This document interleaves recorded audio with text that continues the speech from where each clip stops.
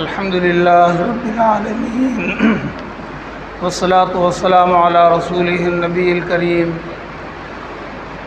اعوذ بالله من الشيطان الرجيم. بسم الله الرحمن الرحيم. هل أتاك حديث ضيف إبراهيم المكرمين إذ دخلوا عليه فقالوا سلاما قال سلام قوم منكرون فراغ إلى أهله فجاء بعجل سمين فقربه إليهم قال ألا تأكلون فأوجس منهم خيفة قالوا لا تخف وبشروه بغلام عليم فأقبلت امرأته في صرة فسكت وجهها وقالت عجوز عقيم قالوا كذلك قال ربك إنه هو الحكيم العليم. قرآن پاک میں اللہ تبارک و تعالیٰ نے ارشاد فرمایا: اے میرے پیارے نبی صلی اللہ علیہ وسلم، آپ کو ابراہیم علیہ السلام کی مہمانداری کا واقعہ معلوم ہے؟ آپ تک ابراہیم علیہ السلام کے مہمان نوازی کی بات، ان کی خبر پہنچی ہے؟ هل اتاک حدیث ضیف ابراہیم المکرمین، وہ ابراہیم جو بڑے قابل قدر باعزت نبی تھے اللہ کی نظر میں. پھر خود ہی اللہ تعالیٰ نے ایک واقعہ ذکر فرمایا. ارشاد فرمایا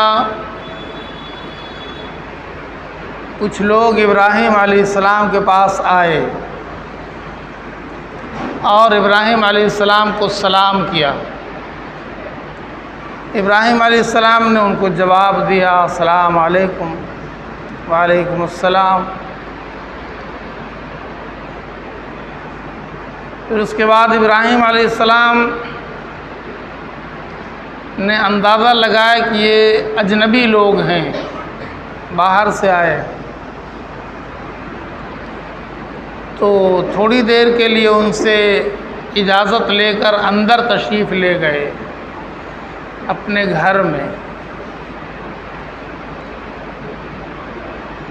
فجاء بعجل سمین، اور تھوڑی دیر میں ایک بہت موٹا تگڑا گھی میں بھنا ہوا بچھڑا لے آ کر ان مہمانوں کے سامنے رکھ دیا.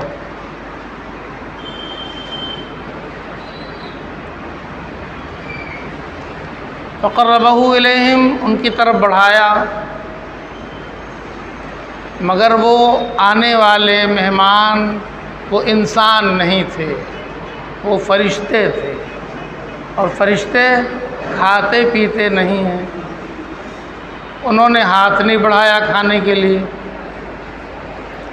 تو ابراہیم علیہ السلام سوچ میں پڑ گئے کہ یہ کیسے مہمان ہیں، ہم ان کے لیے اتنا اہتمام کر کے کھانا، عمدہ قسم کا کھانا بنوا کر لایا کہ موٹا تگڑا بچھڑا ذبح کیا، بنایا، کتنا وقت لگتا ہے، کتنی محنت لگتی ہے، اس کو گھی میں بھونا، بہترین قسم کا چاپ، اور یہ ہاتھ نہیں بڑھا رہا.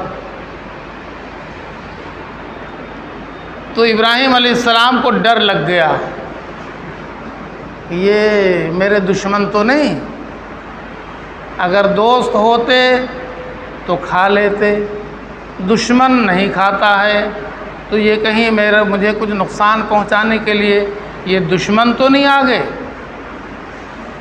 فرشتوں نے محسوس کر لیا کہ اللہ کا خلیل ڈر رہا، اللہ کے نبی کو ہماری وجہ سے، ہمارے اس عمل کی وجہ سے کہ ہم کھانا نہیں کھا رہے، ان کو ڈر لگ رہا ہے.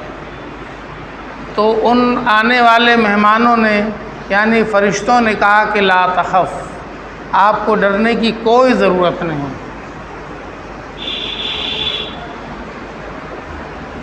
وبشروہ بغلام علیم، ایک بیٹے کی خوشخبری سنا دیا کہ وہ بہت علم والا بیٹا ملے گا آپ کو.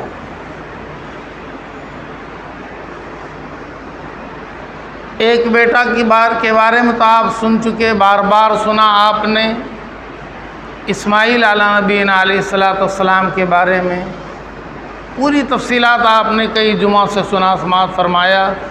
اور اسماعیل علیہ السلام کو تو وہاں جا کے رکھا ہے مکہ مکرمہ کے وادی میں، ہاجرہ بھی اپنے بیٹے کے ساتھ وہیں ہیں۔ یہاں تو ابراہیم علیہ السلام کے ساتھ جو بیوی ہیں وہ پہلی بیوی ہیں سارہ، اور سب جانتے ہیں کہ وہ تو بانجھ تھی، ان سے تو پہلے اولاد اتنے زمانے تک ہوئی نہیں، بعد میں ہاجرہ مل گئیں، اور ان سے جب ابراہیم علیہ السلام کے دل میں تمنا ہوئی، اللہ تعالیٰ نے ہاجرہ سے بیٹا دے دیا اسماعیل علیہ السلام۔ اور پھر وہ ساری تفاصیل، امتحان اور وہ سارے واقعات آپ نے سماعت فرمایا کہ اسماعیل علیہ السلام اور ہاجرہ کو لے جا کے وہاں رکھ دو، اور یہ ان کی سوکن حضرت سارہ ہی کے کہنے کی وجہ سے یہ سب ہوا تھا۔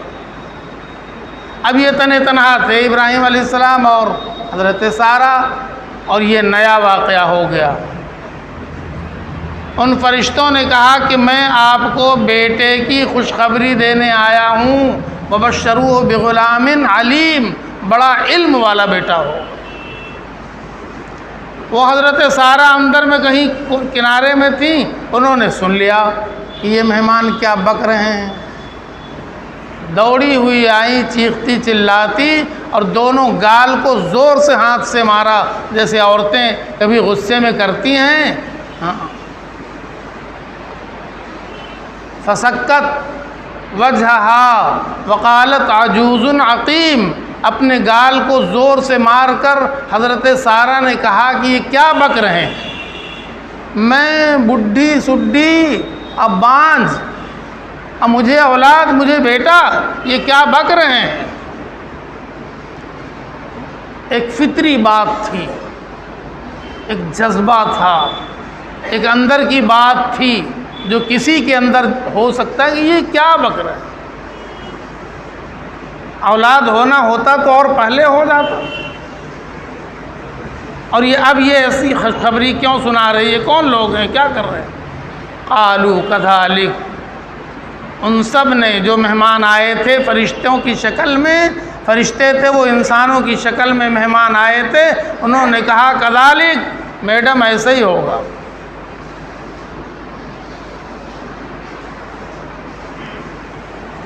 ہم اور آپ کیا جانیں گے، جب کائنات کے پیدا کرنے والے نے فیصلہ کر دیا تو ایسا ہی ہوگا، کذالک، ایسے ہی۔ اور بے شک آپ کا رب بہت حکمت والا ہے اور بہت جاننے والا ہے۔ قرآن پاک میں اللہ تبارک و تعالیٰ نے اپنے خلیل ابراہیم علیہ السلام کے اس واقعہ کو اتنے اہتمام کے ساتھ بیان فرمایا ہے۔ ہم عام طور پر ابراہیم علیہ السلام کے انہی واقعات کو سنتے ہیں، سناتے ہیں، پڑھتے ہیں، پڑھاتے ہیں، لکھتے ہیں، لکھاتے ہیں کہ ابراہیم علیہ السلام کو کن کن امتحانات سے گزرنا پڑا، اور ان کو اسماعیل علیہ السلام کی شکل میں اتنا اچھا بیٹا ملا، اور پھر بیٹے کو ذبح کرنے کا حکم دیا گیا، اور پھر انہی کے یادگار میں ہم سب کو بکرا قربانی کرنے کا حکم دیا گیا۔ یہ سب تو سب لوگ جانتے اور پڑھتے ہیں، سنتے ہیں، لیکن یہ خاص واقعہ ابراہیم علیہ السلام کی مہمان نوازی کا اس اہتمام کے ساتھ بیان کیا گیا جو آپ نے ابھی سماعت فرمایا۔ یہ مہمان نوازی ابراہیم علیہ السلام کی خاص صفت تھی، اس لیے قرآن پاک میں اتنے اہتمام کے ساتھ بیان فرمایا گیا کہ اللہ کے نبی صلی اللہ علیہ وسلم سے اللہ تعالیٰ پوچھ رہے ہیں، آپ کو خبر ہوئی ہے، آپ کو پتہ لگا ہے، آپ تک ابراہیم علیہ السلام کی مہمان نوازی کا واقعہ آپ تک پہنچا ہے؟ تو پھر اللہ تعالیٰ نے خود تفصیل سے بیان فرمایا، جو آپ نے بھی سماعت فرما لیا۔ ابراہیم علیہ السلام کا مزاج تھا کہ وہ بغیر مہمان کے کھانا نہیں کھاتے تھے، اور یہ واقعہ آج کہنے کا مقصد یہ بھی ہے کہ ہم اور آپ ابراہیم علیہ السلام کے نام پر قربانیاں تو کرتے ہیں، لیکن کام و دہن تو ہمارا ہی تازہ ہوتا ہے۔ یہاں پر تو ہمارے وہم و خیال میں بھی نہیں آتا کہ کسی اور کا بھی اس میں کچھ حق اور حصہ بنتا ہے۔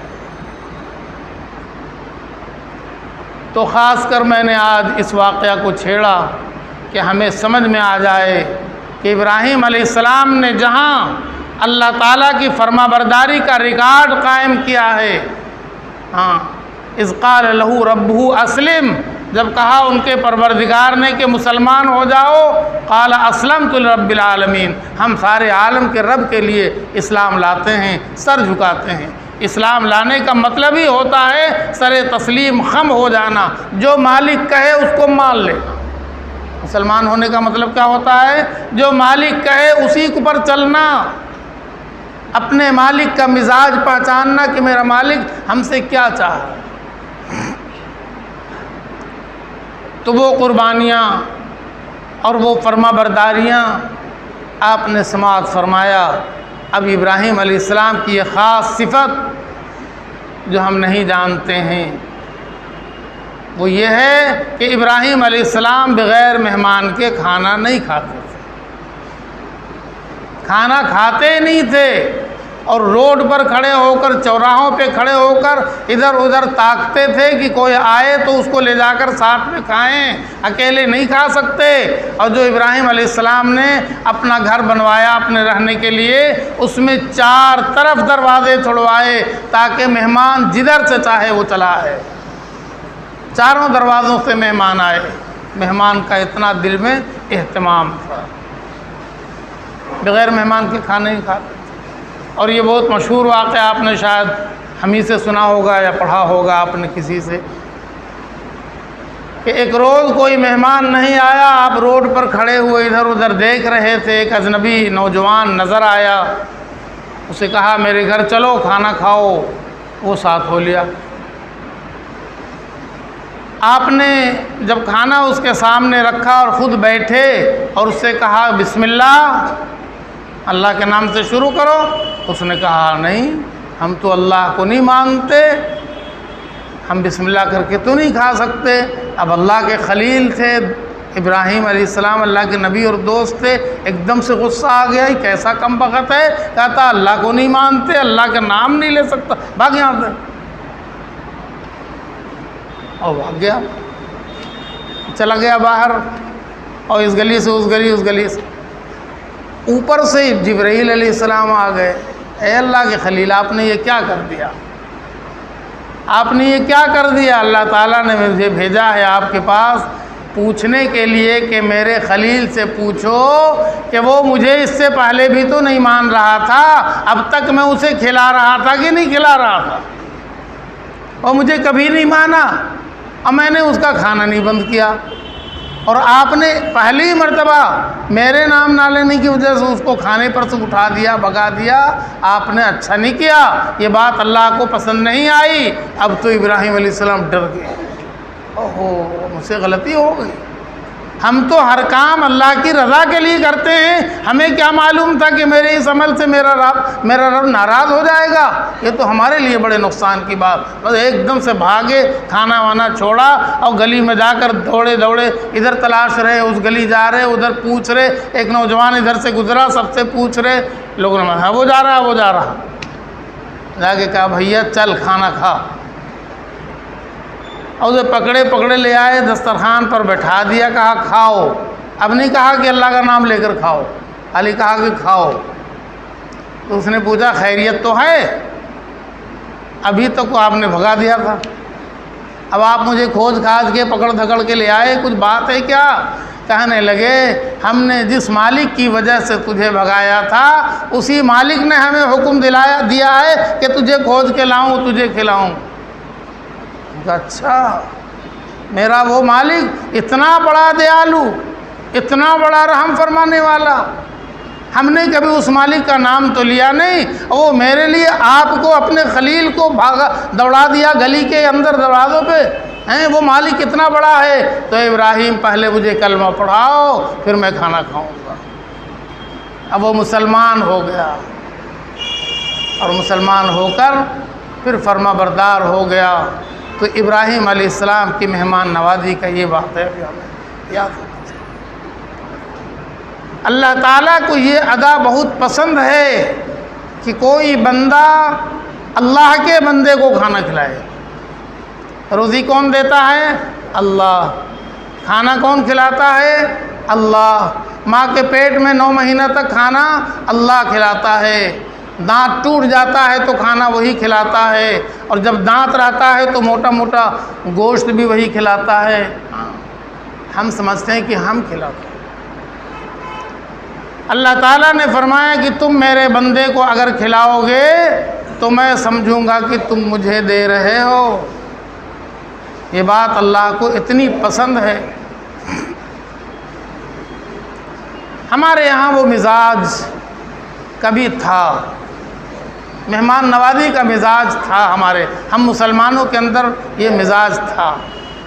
اب دھیرے دھیرے وہ سوداگری میں کنورٹ ہو گیا. ہم دعوت کرتے ہیں خاص خاص موقعوں پر اور خاص خاص لوگوں کی. وہ دعوت نہیں ہوتی، وہ دراصل ایک تجارت ہوتی ہے. مجھے معاف کیا جائے، میں بھی آپ ہی کے سماج کا بندہ ہوں، اس لیے تھوڑی بہت تو سمجھداری آپ ہی کی وجہ سے آئی ہے. اب جو ہمارے یہاں دعوت ہوتی ہے، ہم جو دعوت کرتے ہیں اس امید پر کرتے ہیں کہ بڑا خوبصورت اور بڑا لمبا لفافہ ادھر سے آئے گا.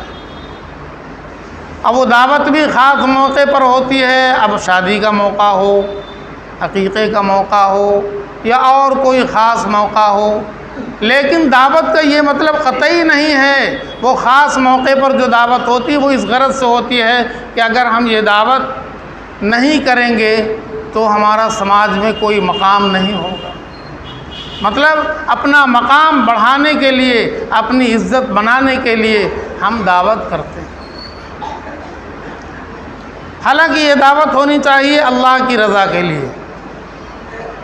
آپ نے اس واقعہ میں دیکھا کہ ابراہیم علیہ السلام نے اللہ کی رضا کے لیے دعوت کی.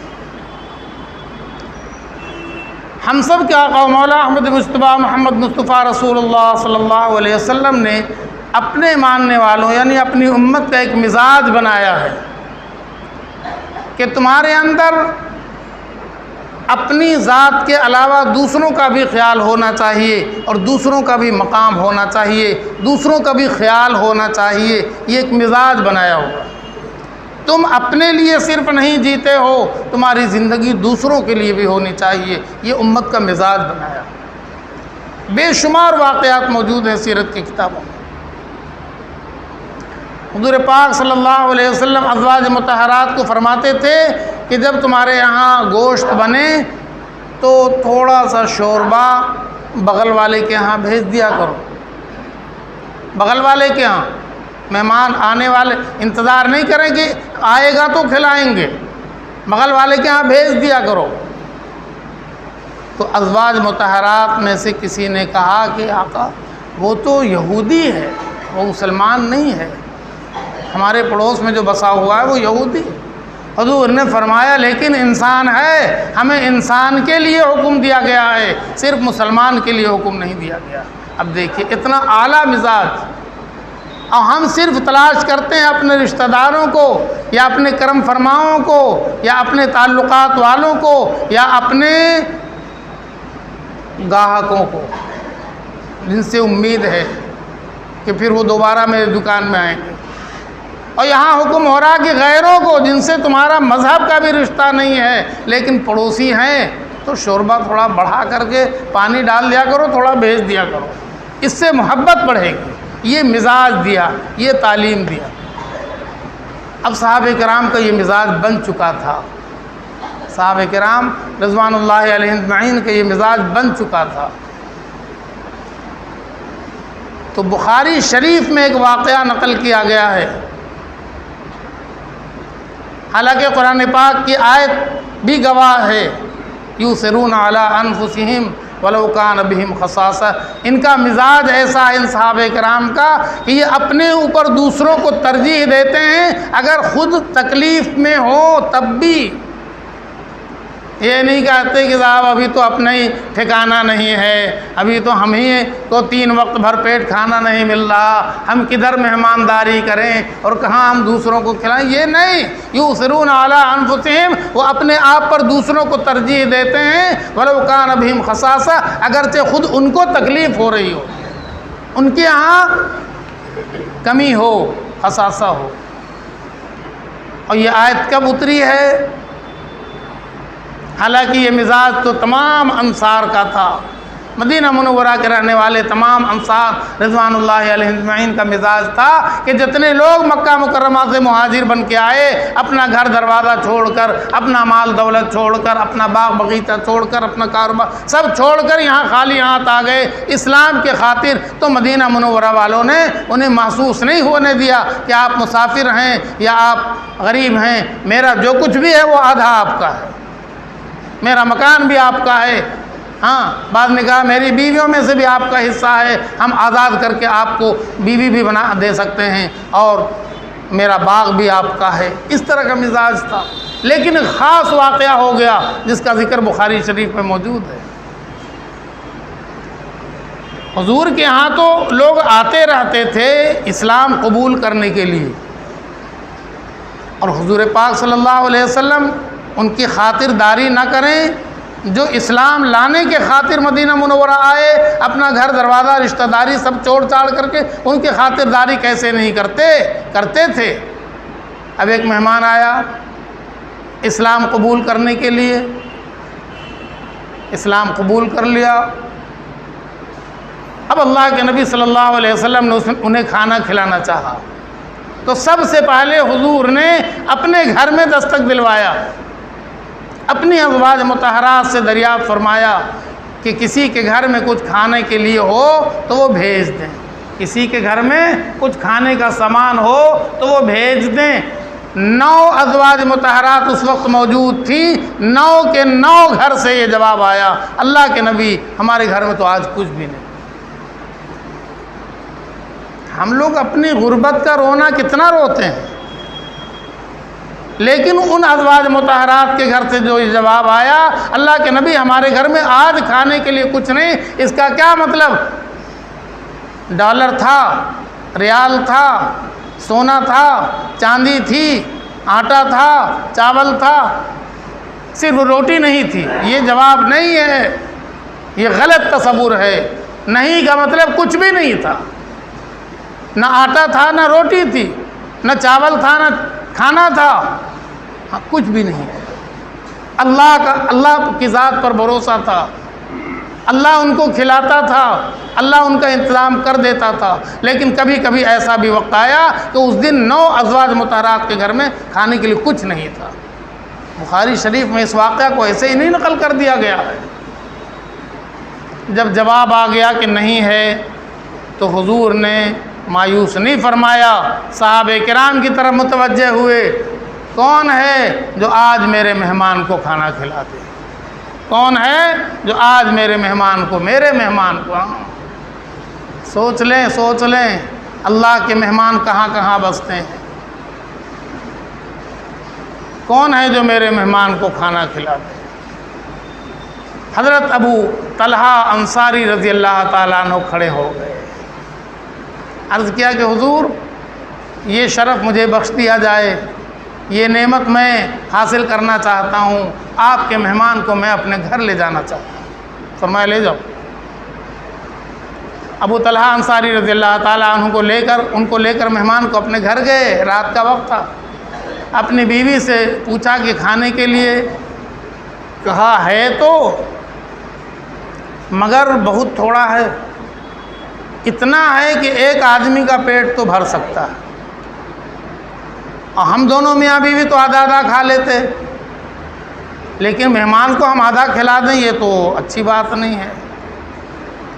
ایک ہی آدمی کا پیٹ بھرے گا، 2 آدمی کھائیں گے تو دونوں میں کسی کا پیٹ نہیں بھرے گا، اور ہمیں اللہ کے مہمان کو آدھا پیٹ نہیں کھلانا، ہمیں اللہ کے نبی کے مہمان کو بھوکا نہیں رکھنا۔ آپ ان کے ساتھ بیٹھ جاؤ گے، اس لیے کہ میزبان کا بیٹھنا مہمان کے ساتھ یہ بھی سنت ہے، بیٹھ تو جاؤ گے لیکن کھاؤ نہیں، ایک دو لقمہ اٹھا لینا، اور اسی درمیان میں چراغ ہٹا لوں گی تیل ڈالنے کے بہانے، اب اندھیرا ہو جائے گا۔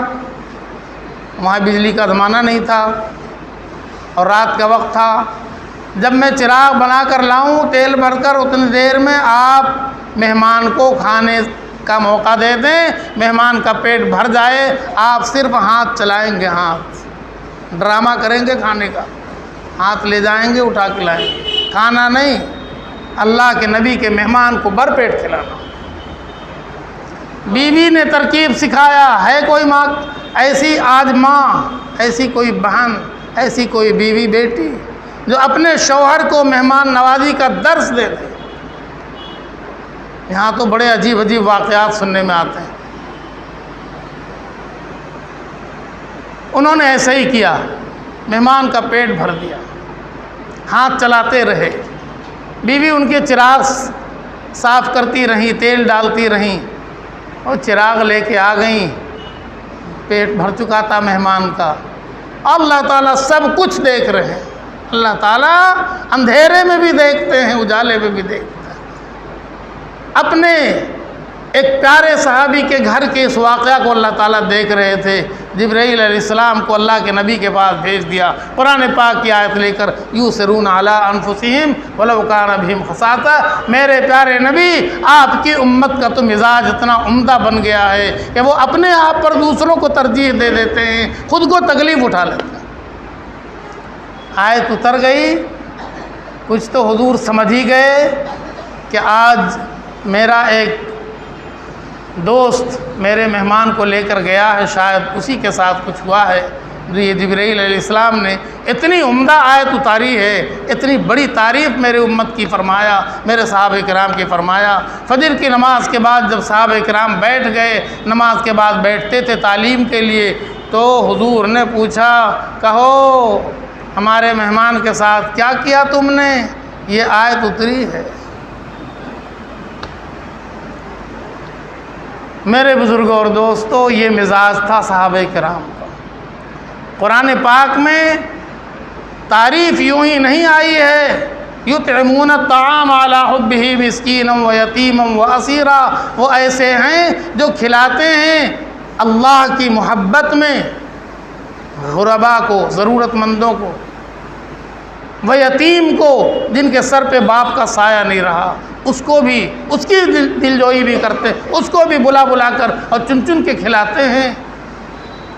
وہ اسیرا، اور اگر کوئی قید خانے میں بند ہو گیا، یا قیدی ہے، یا مجبوری میں ہے، مصیبت میں ہے، قرضوں میں ڈوبا ہوا ہے، اور کوئی مصیبت ہے، تو ان تین کا تذکرہ ہوا ہے، ان کو کھلاتے ہیں اللہ کی محبت میں، اور کہتے ہیں نطعمکم لوجہ اللہ، میں اللہ کے لیے کھلا رہا ہوں، ہم اللہ کے لیے کھلاتے ہیں، ہم تم سے کوئی بدلہ نہیں چاہتے، اور نہ یہ چاہتے ہیں کہ ہمیں تھینک کہو، ہمیں شکریہ کی بھی کہنے کی ضرورت نہیں ہے۔ ہم نے جو کام اللہ کے لیے کیا ہے، اس میں ہمیں یہ کیا ضرورت ہے کہ کوئی ہمارا شکریہ ادا کرے، یا ہمیں ہماری تعریف کرے، یا اس کے بدلے میں ہمیں لمبا لمبا لفافہ دے، یا وہ ہماری دکان سے سامان خریدے، یا وہ ہمیں سپورٹ کرنے والا سپورٹر بن کے کھڑا ہو جائے، اس کی کیا ضرورت ہے؟ ہم نے تو اللہ کے لیے کھلایا۔ قرآن نے یہ مزاج سکھایا، صحابہ کرام کا مزاج بن چکا تھا۔ شاید آپ یہ بھی جانتے ہوں گے، خندق کے موقع پر کتنا بھاری کام چل رہا تھا، خندق کھودی جا رہی تھی، بہت بڑی تعداد میں دشمنان اسلام مدینہ منورہ پر حملہ آور ہو رہے تھے۔ اب صحابہ کرام سمجھ رہے تھے کہ شاید ان کا مقابلہ کرنا ہمارے بس کا نہیں ہے، تو یہ سب اللہ کی طرف سے انتظام ہوا کہ آپ خندق کھود لیں اور مدینے کی عورتوں کو محفوظ کر دیں، اور آپ سب خندق کے اس پار رہیں، تیر چلائیں اور دشمن کا مقابلہ کریں، اتنی چوڑی اور اتنی گہری خندق کھود دیں کہ دشمن کا گھوڑا اس کے اوپر سے چھلانگ لگا کر اس پار نہ آ سکے۔ خندق کی کھدائی شروع ہو گئی۔ سرکار دو عالم رسول اللہ صلی اللہ علیہ وسلم بنفس نفیس خود اس خندق کے کھودنے میں مشغول ہیں، لیکن کھانا بھی کسی کو بھرپیٹ ملتا نہیں۔ اب ایک صحابی نے کہا حضور اب تو پھاوڑا چل نہیں رہا، دیکھیے پیٹ پہ پتھر باندھ کے آیا ہوں، کھانا نہیں ملا ہے، کب تک یہ کام کرتا، کیسے کر سکتا ہوں؟ حضور نے کہا ایک پتھر میں گھبرا گئے، دیکھ لو اللہ کے نبی کے پیٹ پر 2 پتھر بندھے ہوئے، صرف تم ہی بھوکے نہیں ہو، اللہ کا نبی بھی بھوکا ہے، اور یہ سارے کے سارے صحابہ کرام بھوکے ہیں۔ دیکھیے اسلام کی حفاظت کرنے کے لیے، دین کو بچانے کے لیے اتنی محنت مشقت برداشت کر رہے تاکہ دین آگے بڑھ جائے، کوئی دین کو ڈیمیج نہ کر دے، دین کا نقصان نہ ہو جائے، دین بڑھ جائے آگے، قیامت تک کے لیے آگے بڑھ جائے۔ محنت ہمیں کرنا پڑ رہا۔ اللہ نہیں دیکھ رہے تھے کیا؟ اللہ چاہتے تو موسیٰ علیہ السلام کی قوم کے لیے من و سلوہ اتر رہا تھا، پکا پکایا کھانا جنت سے آ رہا تھا، بنی بنائی بٹیر اتر رہی تھی، بہترین قسم کا حلوہ، 1-2 دن نہیں 40 سال تک ان کو پکا پکایا کھانا آسمان سے اترتا رہا۔ تو کیا اللہ اپنے محبوب کے لیے، اپنے محبوب کی امت، پیاری امت کے لیے کیا پکا پکایا کھانا آسمان سے اتار نہیں سکتے تھے؟ یہود و نصارہ کے لیے اتار دیں، اس امت محمدیہ کے لیے نہیں اتارے۔ اللہ قادر تھے، مگر اللہ تعالیٰ آپ کا، ہمارا، ہر ایک کا مزاج بنانا چاہ رہے تھے کہ اسلام کی حفاظت کے خاطر مشقت برداشت کرو، تکلیف اٹھاؤ اور اسلام کو بچا لو تاکہ آنے والی نسلیں مسلمان رہیں۔ اب پتھر تو اللہ کے نبی کے پیٹ پر بھی بندھا ہوا۔ ایک صحابی حضرت جابر رضی اللہ تعالیٰ عنہ دیکھ رہے تھے، یہ اللہ کے نبی کے پیٹ پہ 2 پتھر بندھے ہوئے، اللہ کے نبی پھاوڑا بھی چلا رہے، اللہ کے نبی ٹوکری میں مٹی اٹھا اٹھا کر خندق کے باہر بھی پھینک رہے، پورے جسم پہ مٹی پڑی ہوئی ہے اللہ کے نبی کے۔ برداشت نہیں کر سکے، دوڑے دوڑے چپکے سے اپنے گھر گئے، اپنی بیوی سے پوچھا کچھ ہے؟ اللہ کے نبی کو بہت تکلیف ہے، بھوک ہے، ہم چاہ رہے ہیں اللہ کے نبی کو کھلا دیں۔ ان کے بیوی نے کہا کہ تھوڑا سا آٹا ہے، میں روٹی بنا دیتی ہوں، اور سالن کے لیے آپ یہ میمنہ جو ہے نا، بکری کا بچہ چھوٹا سا، جلدی سے اس کو ذبح کر دیں اور ہم اس کا شوربہ بنا دیں گے، سالن بنا دیں گے، مگر آپ دھیان رکھیں کہ 7-8 آدمی سے زیادہ نہیں لائیے گا، اتنا ہی ہے، یہ 7-8 آدمی پیٹ بھر کے کھا سکتے ہیں۔ اچھا چلو ٹھیک ہے، اللہ کے نبی صلی اللہ علیہ وسلم کو بتا دیجئے گا۔ شاید وہ اللہ کے نبی کا مزاج سمجھتی تھی، اللہ کے نبی صلی اللہ علیہ وسلم کی مہمان نوازی کو جانتی تھی۔ اللہ کے نبی خود کہاں کھا لیں گے بغیر صحابہ کرام، تو تاکید کر دیا شوہر کو کہ کہہ دیجئے گا 7-8 آدمی کا ہی ہے۔ تیار ہو گیا، حضرت جابر رضی اللہ عنہ گئے، چپکے سے حضور پاک صلی اللہ علیہ وسلم کو کہا کہ آقا گھر میں تھوڑا سا کھانا تیار ہوا ہے، آپ تشریف لے چلیں، اپنے ساتھ 4-5-8 آدمی کو لے لیں۔ حضور مسکرائے، دعا دیا اور فرمایا لوگوں جابر کے ہاں کھانا ہے، چلو سب لوگ چلو، عام دعوت ہے۔ اللہ، اب تو جابر رضی اللہ عنہ کے جیسے زمین نکل گئی پیر سے، یہ کیا ہو گیا؟ یہ 800 آدمی تھے، خندق کھودنے والے 800 آدمی تھے۔ اللہ کے نبی نے ایک دم دعوت شیراز کا اعلان کر دیا، سکتہ آ گیا، کچھ نہیں بول سکے، تھر تھرا کے رہ گئے۔